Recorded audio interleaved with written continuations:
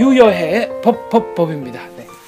지난 시간에 말했던 쿠션을 제가 이렇게 은근히 슬쩍 이렇게 빼서 등에 기대고 하겠습니다. 너무 편해 보이세요? 아, 뭐 행복합니다. 쿠션 하나에도 행복하죠. 그렇죠. 사람들은 작은 거 하나에도 되게 행복한 것 같아요. 그렇습니다. 박사님 성형수술 한다면 어디 하고 싶어요? 전신.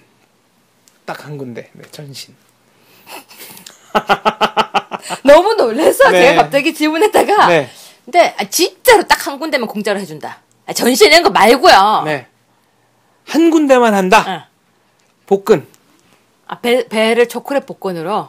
뭐 수술한다고 그래도 뭐 한두 달밖에는 못 갈 것 같지만. 근데 박사님 그때 네. 입구자 나오잖아요. 입구자는 뭡니까? 그냥 동그라미. 아, 입구자보다도 이제 그 항아리? 왕자를 다르게 새길 수 있죠. 계속 지방으로 하겠습니다. 지방으로 왕자를 만들 수 있습니다. 이번에는 법에서요. 네. 이제 법이 우리가 있지만 좀 이걸 재밌는 판례라고 해야 될지 이제 법이 적용된 사례를 네. 하나 설명해 드리려고 했는데요. 눈트임 수술을 했대요. 네. 이제 성형수술 얘기로군요. 네. 아, 그래서 물어보신 거구나. 그럼요. 네. 박사님도 눈트임 하면 박사님 지금 눈 뜬 거 맞죠? 그렇죠. 저는 하면은 앞트임, 옆트임, 쌍꺼풀 뭐 다 해야 되는 거 아닙니까? 근데 네. 제가 원래 눈 큰 사람을 안 좋아해요. 네. 원래가 박사님 왜 갑자기 눈에 힘 주세요? 네. 원래가 눈 큰 사람을 안 좋아하는데 눈 크면 나쁜 점이 있어요. 뭡니까? 벌레가 날라와서 붙어요. 아, 진짜로요? 정말 날파리가 들어가요. 아니 무슨 담징의 무슨 저 벽화도 아니고 솔거의 벽화도 아니고 툭 들어가요. 아, 눈이 크면 네, 진짜 들어가요. 근데 이 사람은요, 수술했는데, 눈트임 수술을 했는데요. 네. 자기가 원하는 대로 안 된 거예요. 네. 그래서 결국은 1,100만 원 배상을 받았어요. 야, 아니 그러면은 성형수술 결과가 부자연스럽다고 배상 판결을 한 건데 네. 이게 부자연스러운지 아닌 건지를 판단하는 기준은 뭡니까? 제가 지금 그 얘기를 하고 네. 싶은 거예요. 우리가 생각할 때는, 시청자들이 보실 때는, 어머, 이제 수술하고 난 뒤에 마음에 안 든다고 하면 돈 돌려받네? 네. 이렇게 생각할 수 있잖아요. 근데 반대로요. 이렇게 되면 이제 어떤 문제가 발생하냐면요. 의사들이 또 방어를 해요. 뭐라고요? 어떻게 방어하죠? 살짝 수술해주겠죠. 아, 살짝. 네. 근데 보면요. 판사가 미용적 개선 효과를 기대하는 성형수술이라고 해서 의사에게 환자의 주관적 신미감을 만족시켜줄 책임까지 주어진다고 볼 수 없다면서도 의사는 환자의 요구를 파악한 뒤 그 적정성을 판단하고 충분한 설명과 협의를 거쳐서 최적의 수술 계획을 세운 다음에 올바르게 시술하라. 아니 이게 말이 안 되는 게 좋은 말 다 모아놨어요. 아니 이거는 뭐 누구 편을 들자는 얘기가 아니고요. 예를 들면 미에 대한 기준이라는 거는 이게 각자 다 다르잖아요. 네. 그러니까 뭐 제 친구랑 저랑 가도 저 여성분 굉장히 아름답다 그러는데 네. 제가 볼 때는 뭐 별로인 경우도 있고 그 네. 반대인 경우도 있고 이건 당사자인 경우와 뭐 판사, 의사 뭐 다 각각 적용하는 기준이 다를 것 같아요. 네. 그럼 이거는 A 판사가 볼 때는 수술이 잘 된 거면은 무죄고 네. 똑같은 경우 B 판사가 봐서 수술이 잘못된 것 같으면 유죄고 이런 겁니까? 바로 그거예요. 그래서 이 성형수술이 지금 이제 논란이 되게 많아지기 네. 시작했어요. 그만큼 많은 사람이 수술을 받는다는 것이죠. 근데 사람마다 기준이 다 달라요. 그러니까 무슨 조직이 괴사를 했다든가 뭐 여기서 말하는 명백한 그게 아니죠. 의료 과실이면은 당연히 그거는 뭐 법적으로 책임을 물어야 되겠죠. 근데 수술이 잘 됐네, 잘못됐네를 누가 판단합니까? 그리고 환자가 원하는 것과 네. 의사가 생각하는 게 다를 수가 있어요. 다르죠. 그리고 원하는 것과 가능한 건 달라요. 그 중요한 얘기입니다. 네, 찔립니다. 원하는 것과 가능한 거는 다르다. 무슨 얘기인지 박사님 아시겠죠? 과거에 프랑스에서 한 여성이 말하자면은 고대의 미적 기준, 요거를 내 얼굴을 통해서 구현해 보겠다. 그래서 13번인가 뭐 16번 성형수술을 받아서, 뭐 고대 미의 기준으로 접근해 가는데 이거 국가 프로젝트로 하겠다. 그 놀랍게도 프랑스 정부가 그 돈 댔어요. 그래서요? 네. 어떻게 됐어요? 그래서 뭐 과거 고대 미인형으로 이제 접근을 한 것 같은데 했어요? 네. 이뻐요? 그 결과는 그 고대 기준이니까 지금이랑은 또 좀 차이가 네. 나죠. 그래서 지금 보면요. 그 얘기를 한 거는 그렇게 16번 수술한다고 제가 달라져 봐야 얼마나 달라지겠냐. 그 얘기였어요? 그 얘기를 하고 싶어 가지고. 근데 제가 볼 때는 네. 박사님이 가서 저를 김태희처럼 해주세요라고 하면 네. 의사가 no 할 줄 알아야 돼요. 그렇죠. 그쵸? 네. 무슨 얘기인지 진짜 확실하게 이해 가시죠? 안 되는 건 안 된다고 그래야죠. 네. 박사님은 남자기 때문에 김태희 얼굴이 절대 될 수가 없어요. 네. 그렇죠. 그건 절대 할 수가 없어요. 아니, 같은 남자라도 뭐 제 얼굴을 현빈처럼 만들어 달라. 그렇죠. 그건 안 돼요. 네, 유아인처럼 해달라. 근데 의사들이 또 거기서 네. 오케이를 또 하는 거예요. 송강호 씨 얼굴은 어떻게 좀 하면 될 것 같긴 한데. 근데 그게 뭐냐면요. 네. 의사가 왜 오케이 하는 줄 아세요? 여러 번 수술을. 아니에요. 여기서 커뮤니케이션의 차이가 있어요. 네. 의사는 환자가 원하는 게 설마 진짜 유아인이겠냐? 아, 그러니까 원빈처럼 해주세요. 그러면 희망사항이지 그게 진지한 요청은 아닐 맞아요. 것이다. 그거예요. 이게 대화가 서로 안 맞는 거예요. 네. 그러니까 약간의 농담기가 섞인 걸 거다 이렇게 보는 그러니까 거군요. 취향, 가고자 하는 지향점이 원빈이다. 네. 그러니까 종착점, 네. 그러니까 최종적으로 다다르는 도착 목적지가 원빈이 아니고 그쵸. 그 방향으로만 나가면 될 거라고 이제 의사는 생각하는 그쵸. 거고 환자는 진짜 무슨 소리냐? 나는 원빈. 진짜 원빈이다. 그러면 의사가 볼 때는, 의사가 생각할 때는, 네. 아, 이 사람이 원빈 타입을 좋아하는구나. 그러면 원빈에서 유사하게, 우리가 인상이라고 하죠. 네. 느낌. 네. 원빈 그 느낌이 나오도록만 의사는 해주는 거예요. 근데 환자는 수술이 끝났어요. 분대를 짜잔 딱 풀었는데, 많이 멀다 원빈이랑. 그러면 아니 근데 그것도 또 원빈 느낌이 나게 해준다. 그것도 굉장히 주관적인 거잖아요. 그래서 성형수술이 상당히 수술이 어려운 게 아니고요. 성형수술을 했을 때 의사와 환자의 만족도가 일치가 되는 게 되게 네. 힘든 거예요. 그럼 이런 경우에 무슨 그런 법적으로 국가가 무슨 싱크로율 판독 기계를 만들어서 거기다 얼굴을 기계에 넣고, 얼굴 넣고. 싱크로율 몇 % 이상이면 처벌하지 못한다.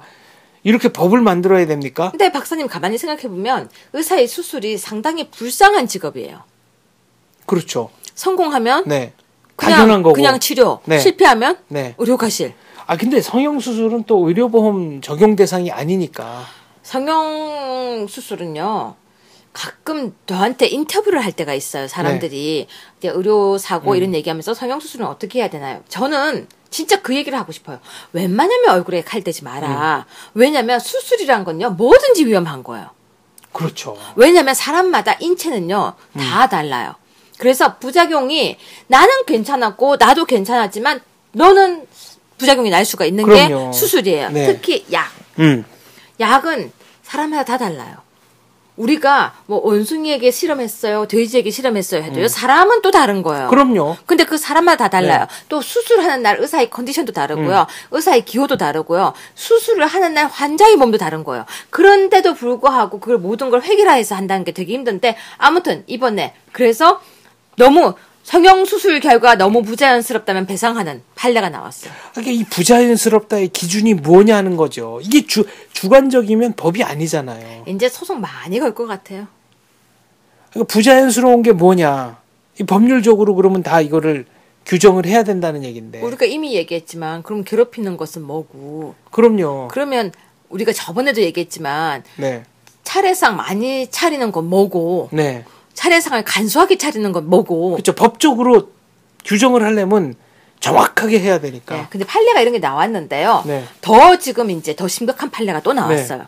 이번에 우리가 불효자법이 나왔다고도 얘기한 적이 있었잖아요. 네. 근데 이번에요. 조부모 제사를 조건으로 자식에게 3억 5천을 부모가 줬대요. 네. 그러니까 상속을 한 거예요. 이 자식은 넷째였어요. 아, 그러니까 증여를 한 거군요. 아직 돌아가시지 않았으니까. 넷째였어요. 넷째. 네. 넷째였는데 자식이 첫째, 둘째, 셋째가 있고 이 넷째가 상속을 받은 거예요. 증여를 받은 네. 거죠. 근데 그 조건이 조부모 제사의 조건이었어요. 네. 근데 안 지내는 거예요. 음. 그래서 부모가 돌려달라 그랬어요. 법적으로 이건 돌려줘야 됩니까? 그러니까 1심에서는요. 네. 아버지를 부양하고 조부모 제사를 지내게 했다는 이유만으로 3억이라는 거액을 증여할 특별한 사정이 있다고 보기 어려우니까 3억을 반환하라고 했어요. 네. 다시 1심은. 근데 2심에서 뭐라고 나왔는 줄 아세요? 2심은 다른 자녀들한테 맞고 있을 때, 폭행을 당했을 때 넷째 아들이 모셨대요.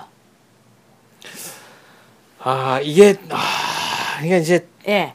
가슴 아픈 가정사로 바로 들어가네요. 이거예요. 네. 제가 왜 이 이야기를 하냐면 우리가 흔히 얘기할 때는 어머 3억큼 돌려줘야지 이러죠. 네. 가정사를 다 펼쳐보니 이제 어때요?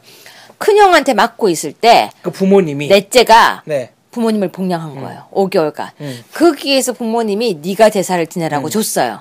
그 돈을. 근데 왜 또 부모님은 돌려달라는 겁니까? 제사를 안 지내니까.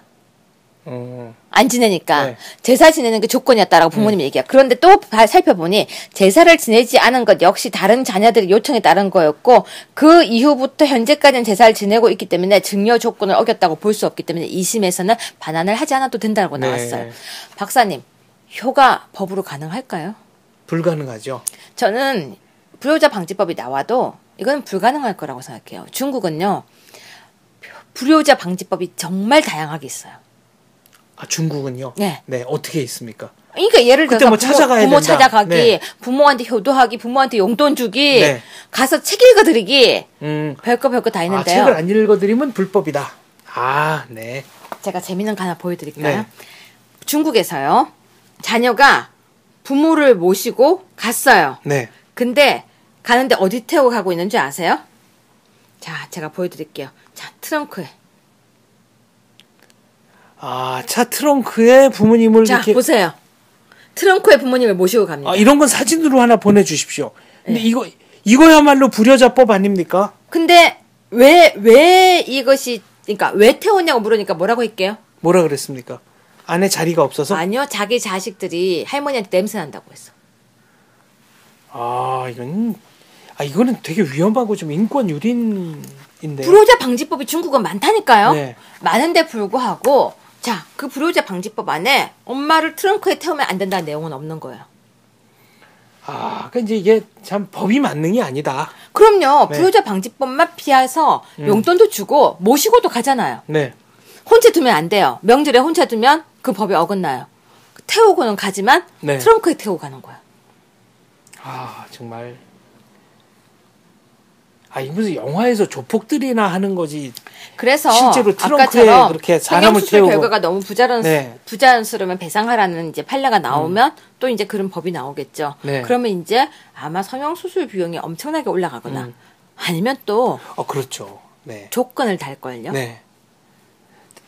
결과가 나쁘다고 뭐 소송하지 않는다. 각서 쓰고. 그럼요. 네. 판례가 그런 게 나왔어요. 성공보수 변호사 못 받는다. 네. 그러니까 변호사들이 농담으로 선금으로 그럼 많이 받자. 성금 많이 받은 뒤에 지면 돌려주게 하자. 네. 조삼모사로군요. 이거예요.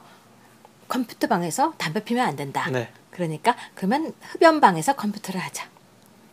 그렇죠. 그러니까 그 PC방으로 등록하는 게 아니라 흡연방으로 등록하고. 그럼요. 마음껏 담배 피워도 됩니다. 네. 컴퓨터 놔드릴게요. 네.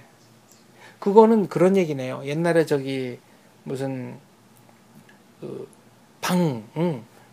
세 놓습니다. 단 10세 이하의 자녀가 있는 경우는 방을 놓아드리지 않겠습니다.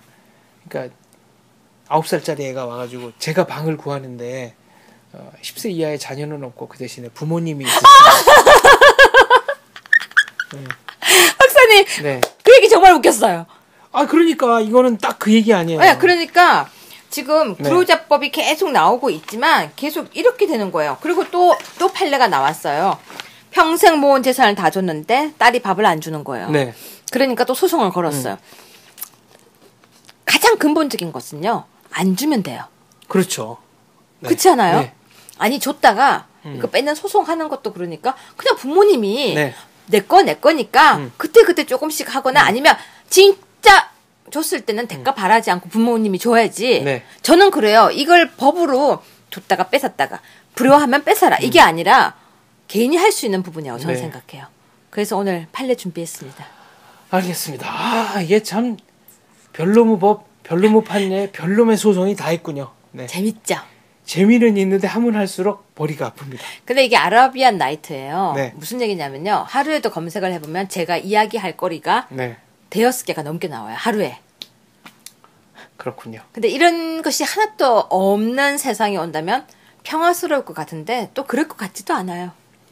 알겠습니다.